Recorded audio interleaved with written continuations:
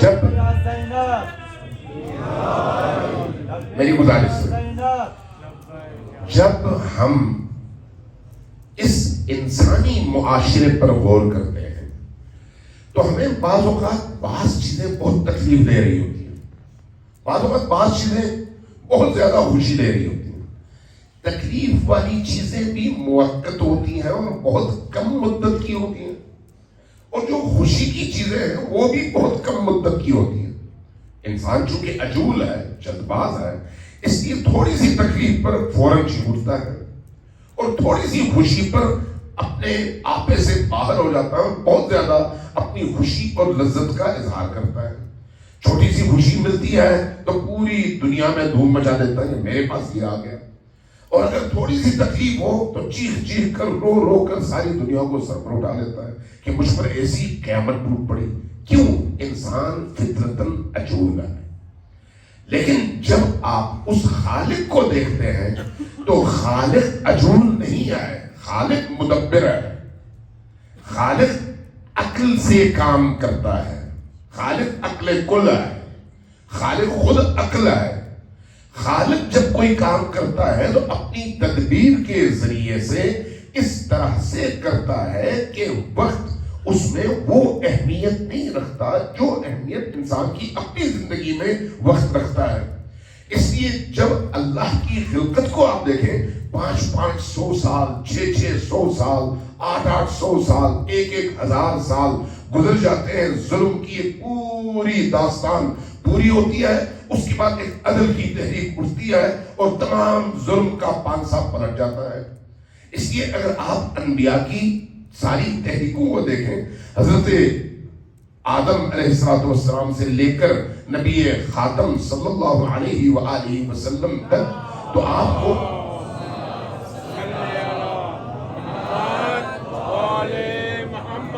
پوری تاریخ یوں نشیب فراز، اونچا نیچا آپ کو نظر آتا ہے۔ لیکن اس میں جو خاص نمایاں چیز ہے وہ کیا ہے؟ وہ یہ ہے کہ جیسے جیسے وقت گزرتا چلا جاتا ہے، اگلی نسل پچھلی نسل کی نسبت زیادہ عاقل، زیادہ ہوشیار، زیادہ با علم، زیادہ متحمل مزاج اور پچھلی نسل کے تجربات کا حامل نسل کہلاتی ہے۔ پچھلی نسل سے اگلی نسل ہمیشہ چند قدم آگے ہوتی ہے۔ آج آپ اپنے ارد گرد کے معاشرے کو دیکھ لیں، آج سے صرف 30 سال پہلے کا معاشرہ اور آج کے معاشرے کے درمیان ایک موازنہ کر لیں، علم کے حوالے سے، فکر کے حوالے سے، سطح فکری کے حوالے سے، تحملات کے حوالے سے، ٹیکنالوجی کے حوالے سے، ترقی کے حوالے سے۔ اگر صرف 30 سال پرانے معاشرے کو آج کے معاشرے کے مقابلے میں دیکھیں تو آپ کو یہ لگے گا کہ ان 30 سالوں میں انسان کتنا آگے بڑھ گیا ہے۔ یہ انسان کے اندر موجود پوٹینشل اور اس کے اندر موجود استعداد ہے۔ جیسے جیسے وقت گزرتا چلا جاتا ہے، انسان اوپر کی طرف لامحالہ قدم اٹھاتا ہے۔ ہو سکتا ہے اس کی جہالت میں بھی اضافہ ہو، لیکن جس تناسب سے جہالت میں اضافہ ہوتا ہے، جس تناسب سے اس کی حیوانیت میں اضافہ ہوتا ہے، اسی تناسب سے حق کے ادراک کی قوت میں بھی اضافہ ہوتا ہے، اسی تناسب سے اس کے اندر شعور میں بھی اضافہ ہوتا ہے۔ اس لیے آپ ذرا غور کر کے دیکھ لیں کہ اگر آپ 100 سال پہلے کے معاشرے کو دیکھ لیں، 50 سال پہلے کے معاشرے کو دیکھ لیں، اور ابھی آج سے 20 سال پہلے کے معاشرے کو دیکھ لیں اور آج کے معاشرے کو دیکھ لیں، آپ کو یہ فرق ہر نسل میں اور ہر سرزمین میں محسوس ہوگا کہ اگلی آنے والی نسل پچھلی نسل کی نسبت کئی گنا آگے ہے۔ قرآن کی تفسیر کے حوالے سے اور روایات کے حوالے سے بھی ہمیں اس حقیقت کی طرف ایک رہنمائی ملتی ہے۔ نبی کریم کی بارگاہ میں صحابہ کرام موجود ہوتے، جب آپ کسی آیت کے حوالے سے کوئی گفتگو فرماتے، کسی صورت کے حوالے سے کوئی گفتگو فرماتے تو ان سے کہتے کہ دیکھو یہ چیز اگلی نسل تک منتقل کرو، ہو سکتا ہے آج تمہیں اتنی سمجھ نہ آئے لیکن ایک نسل آئے گی جو اس کو سمجھے گی، کیونکہ زمانے کے گزرنے کے ساتھ ساتھ عقل انسانی کے تکامل کے ذریعے سے ہدف خلقت کو سمجھنے والے لوگ بعد کی نسلوں میں زیادہ ابھر کر سامنے آتے ہیں۔ اس لیے سورۃ اخلاص کے حوالے سے یہ جو ہم پڑھتے ہیں بسم اللہ الرحمن الرحیم قل هو اللہ احد اللہ الصمد لم یلد ولم یولد ولم یکن له کفوا احد، اسی صورت کے حوالے سے اصول کافی کی حدیث ہے جس کو امام خمینی نے اپنی سر الصلاۃ اور اسرار الصلاۃ میں نقل کیا ہے۔ فرماتے ہیں کہ رسول کریم نے فرمایا کہ جب یہ آیات نازل ہوئی تو فرمایا آج تمہیں یہ آیتیں سمجھ نہیں آئے گی، تم اگلی نسل تک منتقل کرو، تم ناقل بنو، اگلی نسل تک منتقل کرو، ایک نسل آئے گی جس کو سمجھ آ رہی ہوگی کہ ان صورتوں میں اللہ کیا بیان کر رہا ہے۔ اس کے بعد اس کی پھر تفسیر میں حاشیے میں امام خمینی نے یہ فرمایا، فرماتے ہیں کہ آج کی ہماری نسل یعنی آج کے عرفاء، آج کے فقہاء، آج کے بزرگ، آج کے مفسرین کے بارے میں وہ فرماتے ہیں کہ آج وہ نسل آ چکی ہے جو اس سورہ اخلاص کے مفہوم کو سمجھ سکے جو صدر اسلام میں لوگوں کو سمجھ نہیں آتی تھی۔ لیکن جیسے جیسے انسان آگے بڑھتا ہے ویسے ویسے اس درک اور اس فہم میں بھی اضافہ ہوتا چلا جاتا ہے۔ اب یہ جو اضافے کی رفتار ہے اس میں ہو سکتا ہے بعض اوقات 100 سال لگے، بعض اوقات 200 سال لگے، بعض اوقات 1000 سال لگے، بعض اوقات اس سے زیادہ لگے، اس لیے کہ انسان کی زندگی مختصر ہے، لیکن اللہ کی نگاہ میں انسانی معاشرے کی مجموعی زندگی کو جب جو وہ سامنے رکھتا ہے تو 100 200 400 500 سال اس کے لیے معنی نہیں رکھتے۔ لہذا انبیاء کے درمیان بعض اوقات 500 سالوں کا بھی فاصلہ رہا، اور 500 سال کے بعد کوئی نبی آیا اور گزشتہ سارے تعلیمات کو یکجا بہتر طور پر اس نے پیش کر کے انسان کو خدا سے جوڑنے کی اس جدوجہد کو اپنے اس دور میں اپنے کمال تک پہنچایا۔ یہی صورتحال آج بھی ہے، یہی صورتحال۔ اب جب ہم اللہ کی خلقت پر غور کرتے ہیں تو اللہ کی خلقت کا مقصد کیا ہے؟ زمین کو عدل کا گہوارہ بنایا جائے، زمین کو انصاف کا گہوارہ بنایا جائے، زمین سے ظلم کا خاتمہ کیا جائے، زمین سے بربریت اور وحشت و دہشت کا خاتمہ کیا جائے۔ اس لیے قرآن کریم میں اللہ تبارک و تعالیٰ نے مستقبل کی جو نوید سنائی ہے وہ نوید ایک روشن نوید ہے، روشن، تابناک، چمکدار اور انسانوں کے اندر امید کی کرن جگانے والا۔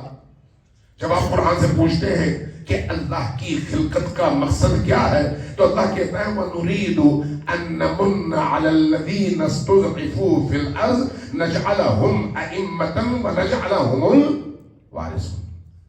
ہم مستقبل میں ایک ایسے معاشرے کی تشکیل کا ارادہ رکھتے ہیں جہاں پر ہم پورے اس عالم کو، پوری زمین کو ان لوگوں کے حوالے کریں جو مستضعف قرار دے دیے گئے، جن کو کمزور کر دیا گیا، جن پر ظلم و ستم کیا گیا، جن کے حقوق سلب کیے گئے۔ ایک تدریجی عمل ہے، اس تدریجی عمل میں ہو سکتا ہے بعض اوقات سینکڑوں سال لگ جائیں اور اس کے بعد جا کر ایک نسل تیار ہو۔ ابھی آپ سمپل سے مثال لیں، 12 ائمہ آئے، 12ویں پردے غیب میں چلے گئے، 11 ائمہ کے دور میں آہستہ آہستہ انسانوں کے اندر ارتقائی سفر کا سلسلہ جاری رہا۔ اب اگر انہی 11 ائمہ کی زندگیوں کا آپ جائزہ لیں تو ایک چیز بڑی ہی عجیب نظر آتی ہے۔ وہ کیا ہے؟ وہ انسانوں کی تدریجی تربیت ہے، مرحلہ بمرحلہ تربیت، انسان کو پچھلے مرحلے سے اگلے مرحلے میں داخل کرنا۔ مثلا جیسے آپ کسی بچے کو کسی کلاس میں داخل کرتے ہیں، پہلی کلاس ہے، دوسری ہے، تیسری ہے، چوتھی ہے، پانچویں ہے، 12ویں ہے، پھر جا کے یونیورسٹی ہے، اسی طرح سے انسانی معاشروں کو بھی اللہ تبارک و تعالی جب خلق کرتا ہے تو ان کو فکری حوالے سے، علم کے حوالے سے، تدبر کے حوالے سے، عقل کے حوالے سے مرحلہ بمرحلہ اگلے مرحلے تک پہنچاتا ہے، اس سے پھر اگلے مرحلے تک پہنچ جاتا ہے. انسان کی اکھلوتی زندگی 60-70 سال کی ہوتی ہے، لیکن مجموعی طور پر اس انسانی معاشرے کی زندگی یہاں پر کاؤنٹ ہوتی ہے کہ اس معاشرے نے کہاں سے آغاز کیا اور کہاں پر اس کا اختتام ہو رہا ہے. اس لیے وہ جو درمیان میں لوگ آتے اور چلے جاتے ہیں وہ اپنا کردار ادا کر کے چلے جاتے ہیں، لیکن جو آنے والی نسل ہے ان تک ان کا فیض پہنچتا ہے. مثلا ابھی ایٹم کا دور ہے، لیکن ایٹم بم ایک دن میں تو نہیں بنا. ابھی آپ کے ہاتھوں میں موبائل ہے، موبائل ایک دن میں تو نہیں بنا. 50-60 سال میں مختلف مراحل سے گزر کر موبائل یہاں تک پہنچا ہے. ابتدا میں جن لوگوں نے انجام دیا وہ دنیا میں اب موجود نہیں ہے، چلے گئے. کمپیوٹر ہی کی ایج لے لیں. کمپیوٹر جب سے بنا اور آج جس مقام پر ہے اس مقام تک پہنچتے پہنچتے سینکڑوں نہیں ہزاروں اہل علم، اہل دانش، سائنسدان آئے، اپنا کام کر کے گئے. اگلے آنے والوں نے وہاں سے اس کو آگے پہنچایا. ان کے جانے کے بعد اگلے آنے والوں نے اس کو وہاں سے آگے پہنچایا. علم بھی، انسانیت بھی، شعور بھی، ادراک بھی اسی طرح سے آگے بڑھتا ہے. ہر گزر جانے والا اپنا رول ادا کرتا ہے. اس اعتبار سے آپ ائمہ ہدیٰ علیہ السلام کی زندگی کو لیں. ائمہ ہدیٰ علیہ السلام کی زندگی تقریباً 250 سال کی زندگی ہے. اس وقت کی زندگی، اس 250 سال کی زندگی میں اگر آپ دیکھیں تو شعور انسانی میں اضافے اور اہل ایمان، اہل یقین افراد ہمیشہ کم رہے، لیکن ہر گزرتے دور کے ساتھ ان کی تعداد پچھلے دور کی نسبت بڑھتی چلی گئی. پچھلے دور کی نسبت. یہی وجہ ہے کہ جب آپ امیر المؤمنین کے دور میں دیکھتے ہیں تو وہاں پر آپ کو اور طرح کی صورتحال نظر آتی ہے. جب آپ خود نبی پاک کے آخری وقت میں دیکھتے ہیں تو وہاں پر آپ کو اور طرح کی صورتحال نظر آتی ہے. جب آپ امام حسین کے دور میں دیکھتے ہیں وہاں پر آپ کو اور طرح کی صورتحال نظر آتی ہے. لیکن رفتہ جیسے جیسے انسان آگے بڑھتا ہے، یقین، اہل یقین کی تعداد بھی اور ان کی استعداد بھی آپ کو بڑھتی چلی جاتی ہے، نظر آتی ہے کہ یہ آگے بڑھتے چلے گئے. اب آپ ذرا غور کر لیں، امام خمینی کی ایک وصیت ہے جو انہوں نے اپنی وفات سے پہلے لکھی اور محفوظ کروا لی. ان کی وفات کے بعد وہ وصیت منظر عام پہ آئی. وہاں پر انہوں نے ایک عجیب جملہ لکھا. انہوں نے کہا کہ میں جرأت کے ساتھ یہ بات کر سکتا ہوں کہ اللہ تبارک و تعالیٰ نے آج کے دور میں مجھے جس طرح کے ساتھی عطا کیے، جس طرح کا معاشرہ مجھے عطا کیا، جس طرح کے اہل شعور، اہل فہم، اہل ایمان مجھے عطا کیے، ایسے لوگ خود نبی کریم کے دور میں بھی بہت کم تھے، علی مرتضیٰ کے دور میں بھی بہت کم تھے، امام حسن اور امام حسین کے دور میں بھی بہت کم تھے، لیکن آج اتنی بڑی تعداد میں اللہ نے مجھے عطا کیا ہے. کوئی معمولی بات نہیں ہے. یہ اس انسانی سفر کے ارتقاء کی ایک داستان ہے پوری، جس کی طرف امام خمینی اپنے اس وصیت نامے میں ارشاد فرماتے ہیں. لہذا آپ دیکھتے ہیں کہ امام خمینی کے دور میں لاکھوں لوگ، لاکھوں جان ہتھیلی پر رکھ کر اپنی تمام ہستی قربان کرتے ہیں، لیکن کسی مادی غرض کے لیے نہیں، اپنی آئیڈیالوجی کی سربلندی کے لیے، اپنے نظریات کی سربلندی کے لیے. اور ان کے پائے ثبات میں ایک لمحے کے لیے لفظ پیدا نہیں ہوتی، ایک لمحے کے لیے گھبراتے نہیں ہیں.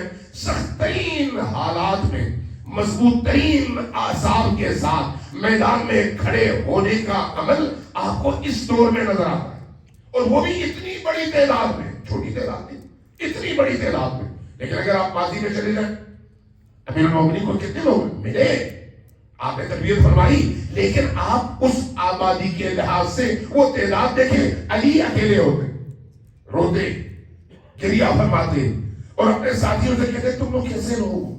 میں گرمیوں میں بلاتا ہوں، کہتے ہو گرمی ہے. سردیوں میں بلاتا ہوں، کہتے ہو سردی ہے. تم لوگ مجھ جیسے امام کی موجودگی میں اتنے غافل ہو. شام والوں کو دیکھو، ان کو کیسا امام کیسا رہنما ملا ہے؟ اہل باطل. میں تمہارا حق کا امام ہوں. حق کے امام کو دیکھ کر تم میدان میں میرے ساتھ کھڑے نہیں ہوتے، جبکہ اس باطل کے امام کے ساتھ ہزاروں کھڑے ہو جاتے ہیں. کاش میں تم میں سے 100 دیتا، ادھر سے 1 لے سکتا. علی کی مظلومیت. کیوں؟ اس لیے کہ ادھر جہالت ہے. جہالت میں لوگوں کو ساتھ لے کر چلنا بڑا آسان ہے. علم اور معرفت کے ساتھ لے کر چلنا بہت مشکل ہے. ہمیشہ یہ تاریخ انسانی میں آپ کو نظر آئے گا، انبیاء کی تاریخ میں یا بعد کے اولیاء کی تاریخ میں. لہذا آپ جب باقی ائمہ کی زندگی میں بھی دیکھتے ہیں تو آپ کو یہی صورتحال نظر آتی ہے. آپ امام حسین علیہ السلام کی زندگی میں دیکھتے ہیں. امام حسین علیہ السلام کو کچھ لوگ ملتے ہیں جو واقعی اپنے عقل و شعور کے اعتبار سے اپنے معراج پر ہیں، اور کچھ لوگ ملتے ہیں جو آہستہ آہستہ کھسک جاتے ہیں اور امام کو تنہا چھوڑ دیتے ہیں. ان تفصیلات میں نہیں جا سکتا چونکہ ٹائم کم ہے. لہذا میں اپنے اس مطلب پر فوکس کرنا چاہتا ہوں کہ جب انسانی معاشرہ ارتقاء کی طرف جاتا ہے، اوپر کی طرف جاتا ہے، تو آخر کار اس منزل تک پہنچتا ہے جہاں پر اللہ کی خلقت کا مقصد حاصل ہو سکے. لیکن اس کے لیے ٹائم لگتا ہے. آج جس دور میں ہم ہیں، یہ کون سا دور ہے اس کے اعتبار سے؟ کچھ لوگ گئے تھے آیت اللہ حکیم اسلام، حکیم دین آیت اللہ حسن زادہ آملی کے پاس. ان کی زندگی کے آخری ایام تھے. کسی نے مجھے لکھ کے بھیجا تھا. ان کے پاس گئے، ان سے پوچھا کہ آپ امام زمان کے ظہور کے حوالے سے کچھ فرمائیں کہ کیا ہوگا، کب ہوگا، کیسے ہوگا. تو وہ مسکرائے، اس محفل میں مسکرائے اور مسکراتے ہوئے کہے اگر میں یہ کہوں کہ ان کا ظہور ہو چکا ہے تو پھر تم کیا کہو گے؟ تو سوال کرنے والے بڑے پریشان ہو گئے. کہا کہ کیسے ہو سکتا ہے آپ کہیں کہ ان کا ظہور ہو گیا ہے؟ فرمایا پھر غور سے سنو میں کیا کہہ رہا ہوں. فرمایا کہ انسانی تاریخ میں اللہ کا جو بھی کام ہے وہ تدریجی ہے، آہستہ آہستہ آہستہ، مرحلہ بہ مرحلہ. اس لیے ائمہ ہدیٰ علیہ السلام کے دور میں تربیت کے مراحل تھے. آہستہ آہستہ یہ سلسلہ آگے بڑھتا چلا گیا. اللہ نے نظام ایسا بنایا کہ امیر المؤمنین علی ابن ابی طالب کے بعد ان کی ولایت اور ان کی امامت پر یقین رکھنے والے خالص ترین لوگوں کی تعداد خانہ فاطمہ سے انگلیوں پر شروع ہو، جن کی تعداد ان انگلیوں پہ آپ گن سکتے ہیں. اتنا ہی تھے نا، اس سے زیادہ نہیں تھے. لیکن آہستہ آہستہ جب کربلا تک پہنچے تو کیا مقام ہو، اور پھر جب امام حسن العسکری تک پہنچے تو ان کی تعداد کیا ہو. آہستہ آہستہ یہ سلسلہ آگے بڑھتا گیا. فرمایا کہ جب تک اللہ نے دیکھا کہ ان انسانوں کی تربیت ہونی چاہیے وہاں تک اللہ نے یہ سلسلہ چلایا. جب امام نہوم کی باری آئی تو اب آگے اللہ تبارک و تعالیٰ نے غیبت کے لیے، غیبت امام عصر کے لیے میدان ہموار کرنا. لہذا امام نہوم زیادہ عرصہ شہر سے باہر، زیادہ عرصہ اسیری میں، زیادہ عرصہ خانہ نشین، زیادہ عرصہ نظر بندی، اس کیفیت میں گزرے. امام نہوم کی یہی کیفیت ہوئی. امام حسن العسکری سب سے زیادہ اس مشکل کا شکار رہے اور عمر بھی کم ہوئی، جلدی ان کو شہید کر دیا گیا. گویا اللہ کا جو قدرتی نظام تھا اس نظام میں اب لوگوں کو عادی بنانا تھا کہ بغیر امام کو دیکھے بھی اس عقیدے کے ساتھ معاشرے میں زندہ رہنا سیکھیں. توجہ دیں، بغیر امام کو اپنی ان آنکھوں سے دیکھے بھی اس عقیدے کے ساتھ زمانے میں زندہ رہنا سیکھیں. یہی وجہ تھی کہ جب امام حسن العسکری کی شہادت ہوئی تو اس کے بعد بھی امام زمان 5 سال لوگوں کی نگاہوں کے سامنے رہے. 5 سال کے بعد پھر پردہ غیب میں چلے گئے، اور یہ بھی ایک تدریجی عمل تھا. 70 سال تک پردہ غیب میں رہے، لیکن یہ غیب ایسا ہے جس میں آپ کی کچھ لوگوں سے ملاقاتیں ہوتی رہیں. یہ بھی تدریجی عمل ہے، آہستہ آہستہ لوگوں کو ذہنی طور پر آمادہ کرنا. لہذا امام عصر جب ان 70 سالوں میں لوگوں کی نگاہوں سے اوجھل رہے تو لوگوں سے اوجھل نہیں تھے. لوگوں تو ان کا میسج پہنچتا تھا، لوگوں کے مسائل ان تک پہنچائے جاتے تھے، اور آپ ان کا جواب اپنے ان نمائندوں کے ذریعے سے دیتے تھے تاکہ لوگوں کے دلوں میں یہ یقین اور باور بھی موجود رہے اور بغیر امام کو اپنی آنکھوں سے دیکھے ان مسائل کا سامنا کرتے ہوئے جینا بھی سیکھے۔ لہذا جب 70 سال گزر گئے، 4 نائبین گزر گئے، تو چوتھے نائب کو امام نے حکم فرما دیا کہ اب غیبت کبریٰ کا دور شروع ہو رہا ہے، اور غیبت کبریٰ میں اب تمام فقہاء میرے نائب ہیں، لیکن ان کے ساتھ یہ شرطیں ہیں، یہ شرطیں، میں ان شرطوں پر نہیں جا رہا چونکہ موضوع پر لمبا ہو جائے گا۔ لہذا جب ہم دیکھتے ہیں کہ غیبت کا دور تدریجی رہا، تدریجی طور پر آہستہ آہستہ آہستہ آہستہ غیبت کی طرف سفر، تو ظہور کو بھی اسی طرح سے تدریجی طور پر ہونا چاہیے، کیونکہ قدرت خدا، کار خدا اور نظام خدا ایسا ہے۔ اس کی مثال کیا ہے؟